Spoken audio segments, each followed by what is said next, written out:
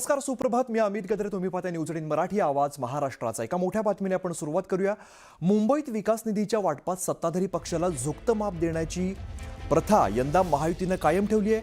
भाजप आणि शिवसेना शिंदे पक्षाच्या नगरसेवकांना किमान 2 कोटी ते 20 कोटींपर्यंतचा विकास निधी देण्यात आलेला आहे. तर शिवसेना ठाकरे गट आणि काँग्रेस पक्षाच्या नगरसेवकांना विकास निधी देऊन त्यांची अक्षरशः बोळवण केलेली आहे. तर विरोधी गटनेत्यांना सुद्धा कोट्यावधी देऊन खुश करण्यात आलेला आहे. मात्र त्यांच्या स्वतःच्या नगरसेवकांना अल्पनिधी मिळाल्यामुळे पक्षांतर्गत नाराजी वाढते.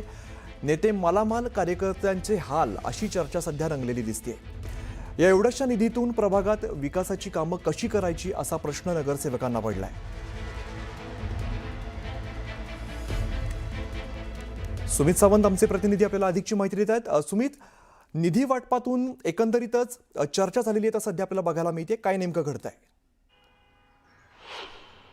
खरं तर आता महानगरपालिकेमध्ये भाजपाची सत्ता आली आहे आणि फेरफार करत 2026-27चा जो अर्थसंकल्प सादर झाला त्याच्यामध्ये फेरफार करत 800 कोटींची वाढ केली. आणि या 800 कोटींचा निधी कुठे वापरला जाईल, तर तो नगरसेवकांना त्यांच्या प्रभागात कामं करण्यासाठी दिला जाईल. याच्यापैकी आता काय झालेलं आहे की त्यांनी 150 कोटींचा निधी हा महापौरांना दिलाय. उरलेल्या काही निधीपैकी आता त्यांनी प्रत्येक नगरसेवकाला नियमाप्रमाणे 1 कोटीचा निधी दिलेला आहे. उरलेले 433 कोटी या निधीचं करायचं काय, तर या निधीमध्ये त्यांनी काय केलंय, या गटनेत्यांना प्रत्येकी 2-2 कोटींचा निधी दिलाय. मग तो विरोधी पक्षातले असो किंवा स्वपक्षातले, पण स्वपक्षातल्या गटनेत्यांना 20 कोटी आणि 10 कोटींचा निधी, महापौर त्याचबरोबर स्थायी समिती अध्यक्षांनी मात्र 2 कोटीचा इतरांप्रमाणे निधी घेतलाय. हा झाला गटनेत्यांचा भाग. स्वपक्षातल्या नगरसेवकांना आता 1 ते 2 कोटींचा अतिरिक्त निधी दिलेला आहे, म्हणजे 1 कोटीच्या वर.